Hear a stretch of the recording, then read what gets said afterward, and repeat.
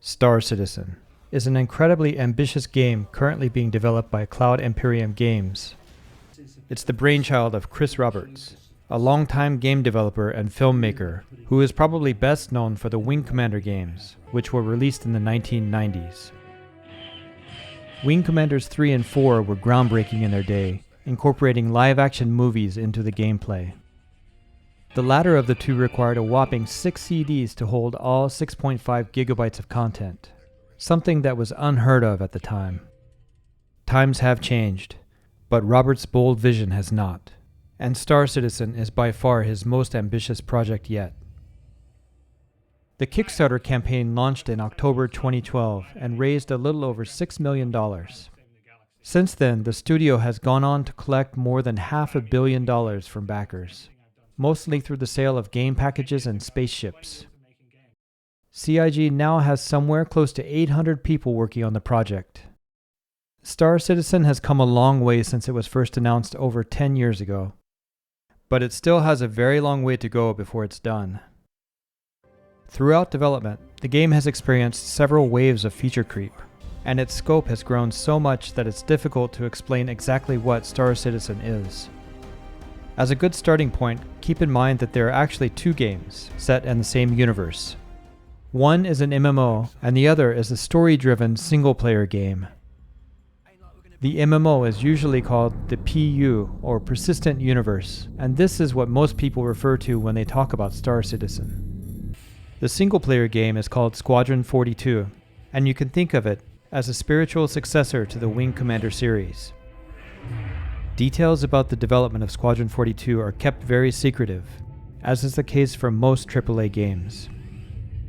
We do know that it's expected to release as a trilogy, and it has a star-studded cast of actors including Mark Hamill, Gary Oldman, Gillian Anderson, John Rhys-Davies, and even Henry Cavill.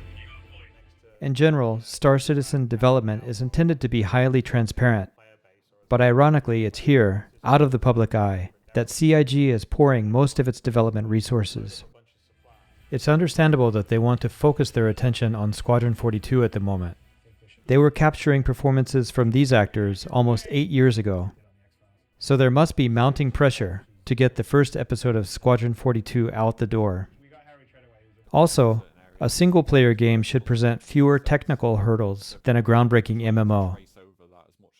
CIG's stated position is that the game will be ready when it's ready, but I have a feeling we might see a surprise announcement about Squadron 42's release sometime within the next year or two. One can always hope anyway. Until then, we only have access to the Persistent Universe, and that is the focus of this review. The PU receives the lion's share of public attention, due in part to the secrecy of Squadron 42, but also because the alpha build is open to anyone with a game package. The high visibility, slow development progress, and occasional feature creep tend to amplify criticism leveled at both games, while we wait for either one of them to be completed. Star Citizen is incredibly complex, and there's no way to cover all aspects of the game in one video. The official YouTube channel alone has almost 2,000 videos, and other content creators have spent countless hours scrutinizing every minute detail of the game. The TLDR of all this is that, in its current state, the Star Citizen Persistent Universe is a bit of a mess. However, along with Squadron 42, it has the potential to become one of the greatest games ever made. When I first backed the game in 2016, there was a landing zone where you could walk around and visit some shops, a hangar where you could look at your ships, a space combat minigame, and a small section of one star system where you could fly around and do some simple tasks. Now, that same Stanton system has 4 planets and 12 moons, plus numerous space stations, outposts, derelict shipwrecks, caves, etc. You can seamlessly transition from space to the surface of planets and moons, in and out of buildings, and so on, without ever encountering any loading screens. CIG is planning to eventually create 100 star systems, and they are already well on their way with additional systems like Pyro and Nyx in development. They're fine-tuning the technology to procedurally generate most of this in believable ways, so it seems plausible that their goal can be achieved. The main roadblock preventing dramatic expansion of the PU over the past few years has been the tech required to manage all this content in a single cohesive universe. The one star system currently in the game, along with about 100 concurrent players, has maxed out the capabilities of a single server. CIG is developing server meshing technology that will enable them to accommodate all planned star systems in the same persistent universe. This technology will connect individual servers that manage localized activity and allow them to pass information back and forth to one another. Once this is complete, servers will dynamically spool up and down as needed to manage both player and AI activity in any given area. Strictly speaking, players far from one another might be on different servers, but information will be shared across all servers so that they will in effect be playing in a single massive universe. In the 3.18 alpha release, CIG implemented PES, or Persistent Entity Streaming. This is the back-end system that keeps track of every object in the entire universe, all the way from a massive ship docked at a space station down to a weapon that somebody discarded in a cave on a remote moon. PES is one of the major stepping stones on the path to completion of server meshing. The rollout of this update brought the game to a grinding halt more than any other update I can recall. Almost everything in the game was broken after the launch of 3.18. Of course, CIG is working to resolve these issues, and once this system is stabilized, they can begin looking ahead to the realization of first static and eventually dynamic server meshing. After that, a playable version of the game should start to appear somewhere on the horizon. Star Citizen is not yet a game, it's an alpha test environment. You could argue that it's been an alpha for way too long, but that doesn't change the reality that this game is still under heavy development. If you play, you should expect a lot of bugs, crashes, and all kinds of other irritations. If you don't mind dealing with that in exchange for a chance to test the game, then you might enjoy trying it out. But if you don't want to deal with the inevitable frustrations of an alpha, then you might be better off waiting for Squadron 42 or the full release of Star Citizen. Either way, setting your expectations appropriately is the key. With all of this in mind, I'll do a taste test of the persistent universe in its current state, and after that, I'll estimate what it might be like when the full game is released. If you're not aware, to taste test a game, I evaluate its fun, progression, and aesthetics. Those combine to give you magnetism, which is a measure of how firmly the game holds on to your attention. To that, I add value for money to get the overall taste. So let's dig in. Considering that Star Citizen is an alpha, you might be wondering what there is to do in the game. There is, in fact, a lot you can do, or at least try to do. For starters, there's a couple of standalone space and FPS combat minigames called Arena Commander and Star Marine. Within the persistent universe itself, you can currently choose from things like box delivery missions, bounty hunting, pirating, cargo hauling, mining, salvaging, racing, trolling other players, or even just sightseeing. There's also tram riding. There's a lot of tram riding. Sadly though, it all feels ultimately meaningless because any progress you make is periodically wiped, and you need to start again each time from square one. Even if you can look beyond that, you're constantly worried about the game crashing and losing any progress you've made in your current play session. Just getting from your spawn point to your ship can be a time-consuming burden. I sometimes feel like I've spent as much time commuting in Star Citizen as I have in real life. Eventually, you'll be able to reliably log out and back into any ship with a bed.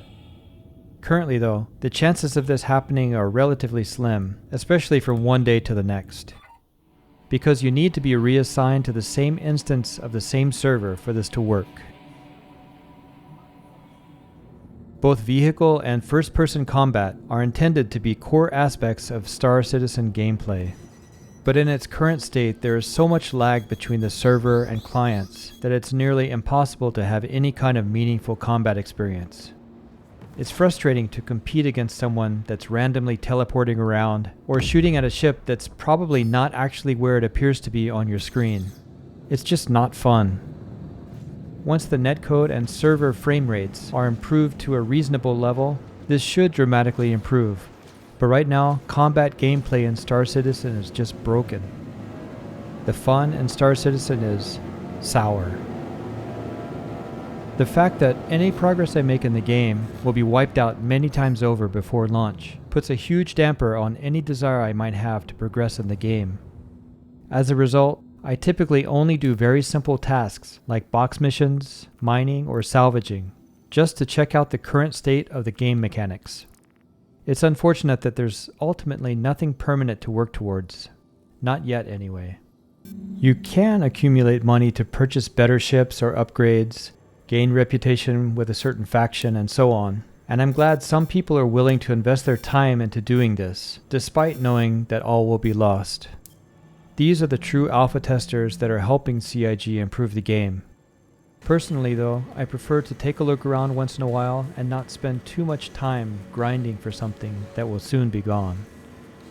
The progression in Star Citizen is salty. Aesthetics is one aspect of the game that CIG has mostly managed to get right so far. Even at this stage of development, the game looks amazing. The world is incredibly detailed everywhere you look.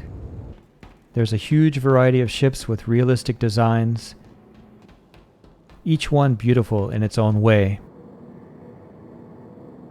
Environments are often awe-inspiring.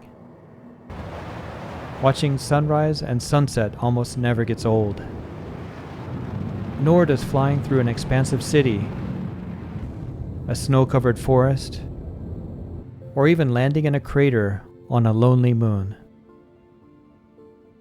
The sights can be stunning, but the overall sense of immersion still leaves a lot to be desired. NPCs are mostly lifeless and robotic at best. Hi, welcome to the store. Eventually, the population of the verse is intended to be roughly 10% players and 90% NPCs. CIG has a long road ahead of them to get NPCs to even a minimal level of believability.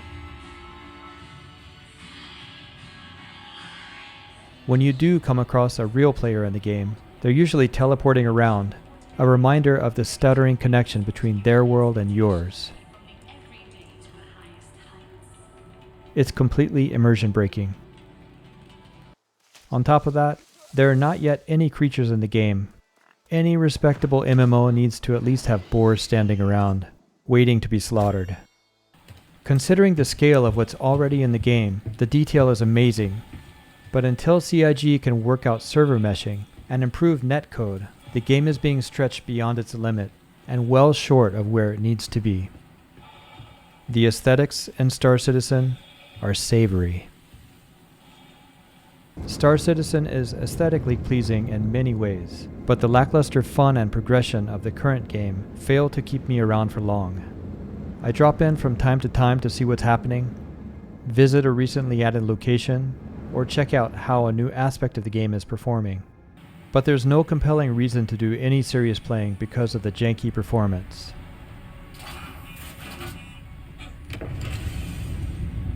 Even if I could look past that, all my progress will be lost anyway, so it's hard to justify spending too much time in the game. The main enjoyment I get from Star Citizen at the moment is sightseeing while I do simple tasks like mining runs or delivery missions. To be totally honest, the most excitement I get comes from the pressure to complete those tasks and make a little money before the game crashes again. Star Citizen's magnetism is salty. It's hard to argue that Star Citizen is not at least partially pay to win. You can buy a starter ship for about $45. You can also pay up to $42,000 for the package that has every ship announced so far, more than 100 in all. The largest ship you can purchase is a huge destroyer that costs $2,500. But it's not quite that simple. That destroyer requires a crew of at least 12 and up to as many as 80 people to operate it. and a good pilot in a cheap ship can hold his own against a rookie pilot flying an expensive one. Nevertheless, more expensive ships will tend to outperform cheaper ones. Either way, all you need in order to get into Star Citizen is a starter ship, and you can earn more powerful ships, weapons, and components by playing the game. But again, keep in mind that while in alpha, everything you purchase in the game disappears each time there's a wipe, and you'll need to start again with whatever you bought using real money. The fact that you can step into this vast universe for only $45, yet you can currently only experience a limited, buggy part of it, makes Star Citizen's value for money bittersweet. The overall taste of Star Citizen is bland. But it's a little unfair to review the alpha version of a game without at least considering what it might be like when it launches. If this game ever does become a reality, I imagine that the taste test results would look something like this. The final release of Star Citizen would be sweet, like a freshly baked chocolate chip and walnut cookie. You'll see that I expect it to score lowest in the fun category. I say this because of how realistic CIG intends to make the game. Ultra realism probably means that moments of action will be punctuated by somewhat mundane tasks, like shopping for supplies, repairing your ship, loading and unloading cargo, and riding the bus. This is not necessarily a bad thing, but just something to keep in mind. I really do hope launch day will eventually arrive, and that we'll be able to experience the full potential of Star Citizen, the real potential to be one of the greatest games ever made. Please share your own thoughts about Star Citizen in the comments. I know many people will have strong opinions, both positive and negative. My only request is that you keep your comments civil and respectful. Remember, it's only a video game. Thanks for watching. Let me know if you have any suggestions for my next taste test.